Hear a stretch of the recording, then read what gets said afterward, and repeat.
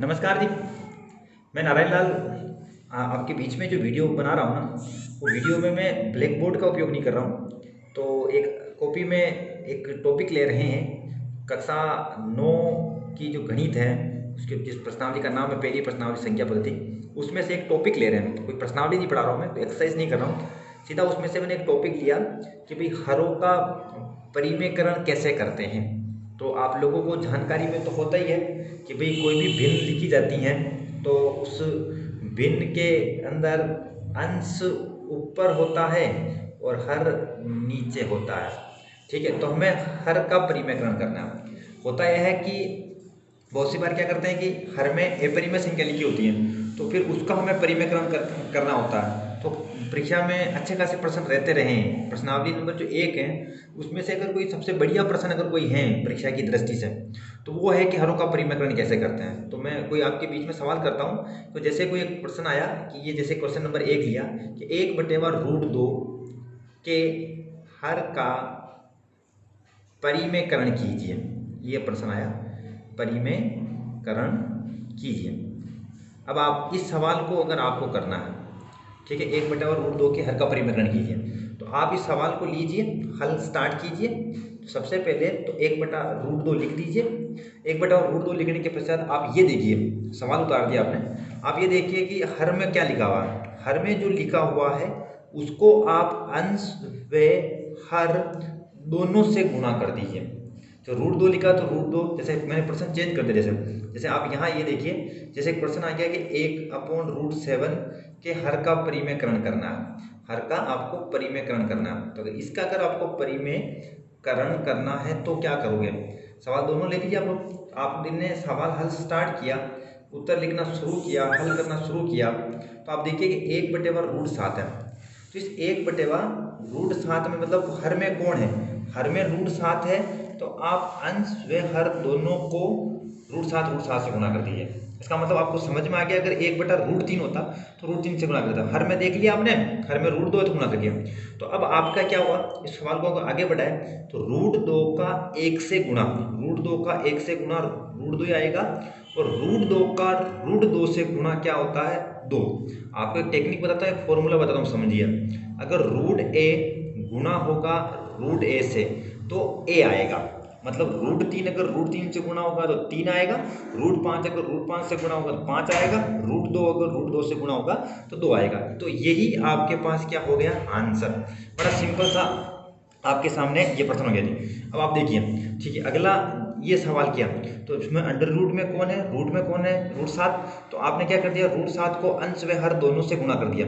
तो √7 का 1 से गुणा तो हो गया √7, ठीक है, और √7 का √7 से गुणा क्या हो गया, 7। क्यों हो गया, आप बकायदा ये लिख भी सकते हो कि मैंने इस प्रकार की सर्व समीकरण का उपयोग किया है कि √a का √a से गुणा a होता है।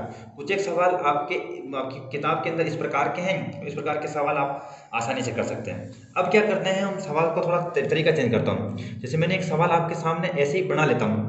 मैंने ये बनाया कि सवाल ये है कि 1/√3 माइनस, आप यूँ समझ लो 2 के हर का परिमेयकरण कीजिए। परिमेयकरण कीजिए, 1/√3 माइनस 2 के हर का परिमेयकरण कीजिए। एक सवाल मैंने आपके सामने ये लिख दिया, और ये एक और सवाल लिख देता हूँ प्लस लगा करके। आप यूँ समझ लो कि मैंने लगा दिया कि ये कई सवाल कर लो या अलग सवाल कर दो, √5 प्लस 2 के हर का परिमेयकरण कीजिए। ये एक सवाल हमने आपके सामने ये लिख दिया का परिमेयकरण कीजिए। लीजिए, ये 2 सवाल आपके सामने और आ गए। अब इन सवालों की आप स्थिति देखिए। जैसे आपने इस सवाल को स्टार्ट किया हल करना, तो आपने हल स्टार्ट किया तो आपने इस सवाल को लिखा कि 1/√3 माइनस 2। पहले वाले के जो सवाल थे, आप इधर देखिए, पहले वाले के जो सवाल थे उसमें केवल नीचे अकेली अंडर रूट में ही संख्या थी। अब यहाँ क्या हो रहा है, आप इधर देखो, तो √3 माइनस 2 है, तो आपको हर में क्या पता लग रहा है कि ये तो अंश ऊपर 1 है और हर नीचे है। तो फिर हर नीचे है तो क्या है, √3 माइनस 2 लिखा हुआ है। अगर नीचे √3 माइनस लगा हुआ है तो आप क्या करो, प्लस लगा करके उससे गुणा कर दो। √3 प्लस 2 को आप अंश से भी गुणा कर दो, और √3 प्लस 2 को आप हर से भी गुणा कर दो, तो ये क्या हो गया आपका हर का परिमेयकरण का। हर में देख ला आपने माइनस लगा, तो अगर पहले तो अकेला रूट होता, माना कि अकेला रूट 3 होता तो हम दोनों को रूट 3 से गुणा कर देते, लेकिन अब बीच में रूट वाली संख्या के साथ प्लस माइनस में कुछ लिखा हुआ है, तो आप माइनस लगा है तो प्लस लगा करके आप इसको दोनों पक्षों को मतलब दोनों पक्ष का मतलब अंश हर से गुणा कर दीजिए। तो चलिए हम स्टार्ट करते हैं। तो रूट 3 प्लस 2 इसका गुणा अगर 1 से होगा तो वो कोई आएगा रूट 3 प्लस 2, लेकिन नीचे की कंडीशन क्या होगी, एक सर्वसमी का आप उपयोग देख सकते हैं।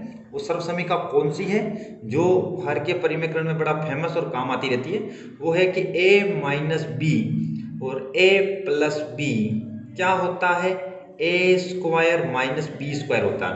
तो आप ये देखिए a माइनस बी और a प्लस बी, इसका मतलब a कोण है रूट 3, b कोण है 2। तो आप आराम से देखो, तो a का स्क्वायर मतलब रूट 3 का स्क्वायर, b का स्क्वायर मतलब 2 का स्क्वायर।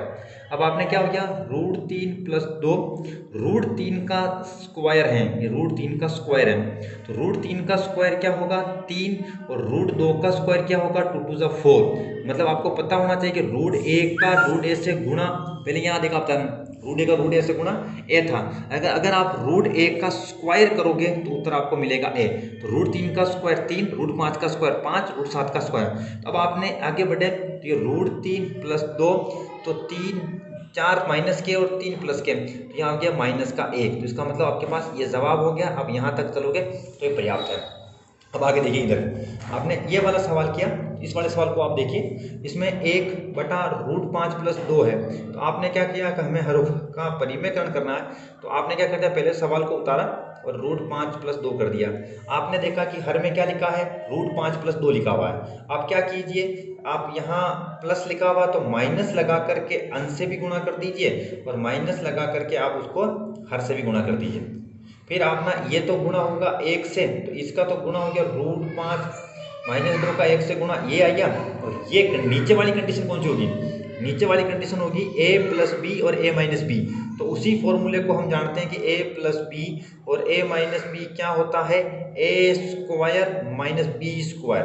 तो a कौन है √5 का स्क्वायर, b कौन है 2 का स्क्वायर। तो ये तो ऊपर रह गया √5 माइनस 2 ही रह गया, √5 का स्क्वायर मिलेगा 5 और 2 का स्क्वायर मिलेगा 2 दूनी 4। तो आपके पास क्या रह गया, √5 माइनस 2, 5 में से 4 गया, ठीक है, 5 में से 4 गया तो 1 रह गया। और इसको भले आप ऐसा लिखो, भले इसको ही उत्तर लिखो तो ही चलेगा। आपने 1 का भाग लगा करके √5 माइनस 2 कर दिया तो ये भी चलेगा, इसमें कोई प्रॉब्लम्स नहीं है। चलेगा जी, इसमें कोई प्रॉब्लम नहीं है कि क्या होगा जी। ठीक है, तो अब आपके सामने 1-2 सवाल और कर लेता हूँ, उसके बाद आपको ध्यान में आ जाएगा कि हरों का परिमेयकरण कैसे करते हैं। लीजिए, हम आपके सामने 2 सवाल और लिखेंगे। जैसे एक सवाल आ गया 1/√7 माइनस √6 के हर का आपको परिमेयकरण करना है, तो आप लोग कैसे करोगे परिमेयकरण। अब इस परिमेयकरण करना तो आप कैसे करेंगे, देखिए सबसे पहले तो आप सवाल को उतार लीजिए, 1/√7 माइनस √6। तो आपने हर में क्या लिखा है, √7 माइनस √6। तो आप क्या करें, माइनस लगा है तो प्लस लगा करके √7 प्लस √6 व √7 प्लस √6 को अंश का हर दोनों से गुणा कर दिया और परिमेयकरण चालू हो गया। ठीक है, फिर वो गुणा अगर 1 से होगा तो वो कोई उत्तर आएगा √7 प्लस √6। और नीचे वाली कंडीशन सर्वसमीका से करो, a माइनस बी और a प्लस बी होता तो क्या होता है, a square minus B square. यहाँ सवाल में a कौन है √7 और b कौन है √6। तो क्या हो जाएगा, a स्क्वायर मतलब √7 का स्क्वायर, b स्क्वायर मतलब √6 का स्क्वायर। अगर √7 प्लस √6, √7 का स्क्वायर होता है 7 और √6 का स्क्वायर होता है कितना, 6। तो अब आप देख लीजिए, इसका मतलब √1 का जो भी स्क्वायर होता है वो a ही होता है। अब इसमें √7 का स्क्वायर 7 आ गया और √6 का स्क्वायर जो है वो 6 आ गया। तो अब ये देखिए √7 प्लस √6, 7 में से 6 गया तो 1। यहाँ तक ही उत्तर लिख दो, कोई प्रॉब्लम नहीं। इसके आगे बढ़ करके ये लिखते हो तो चलेगा जी, ठीक नहीं। अब मैं आपके सामने एक अंतिम सवाल और कर लेता हूँ, फिर आप देखना क्या चीज़ है। सवाल ले लिया मैंने, जैसे एक पहले ले लिया 5√2, ठीक है, और माइनस √3, इसका आपको परिमेयकरण करना के हर का। कोई भी सवाल हम बना सकते हैं, कोई फर्क नहीं पड़ता, हर का परिमेयकरण करना आपको, ठीक है। तो इसका परिमेयकरण कैसे करेंगे, तो देखिए सबसे पहले तो आप लोग क्या कर लीजिए, आप लोग ये कर लीजिए कि जो हर में लिखा उसको लिख डाल दीजिए, 5√2 और -√3। आपने क्या कर दिया, आपने इसको स्टार्ट किया तो आपने क्या किया कि इसमें हर में देखा, क्या पता लगा, हर में पता लगा 5√2 -√3, तो यहाँ माइनस लगा हुआ है तो आप प्लस लगा करके आपने इसको भी गुणा कर दिया, 5√2 प्लस लगा करके आपने हर को भी गुणा कर दिया, अंश हर को दोनों ने, तो ये माइनस लगा तो प्लस लगा करके दोनों से गुणा कर दिया। अब ये तो गुणा हो रहा है 1 से, तो ये तो उत्तर आ गया होगा वही 5√2 प्लस √3। अब ये कंडीशन कौन सी होगी, वो वाली कि a-b और a+b क्या होता है, a² माइनस b²। तो इसको हमने ऐसा किया तो a कौन है 5√2, ये तो क्या 5√2 का स्क्वायर माइनस b कौन है, b है √3 का स्क्वायर। अब इस सवाल को हल करते देखिए, 5√2 प्लस √3 है ये। अब आप देखिए 5 का स्क्वायर तो होता है 5 का 5 से गुना, 5 5 जा 25, मतलब 5 25, और √2 का स्क्वायर होता है 2, तो 25 का फिर 2 से गुना होगा तो आएगा 50, मतलब 5√2 स्क्वायर का उत्तर आया 50। 5 का 5 से गुणा 25, √2 का √2 से गुणा 2, और 2 फिर 25 से गुणा हुआ तो 50।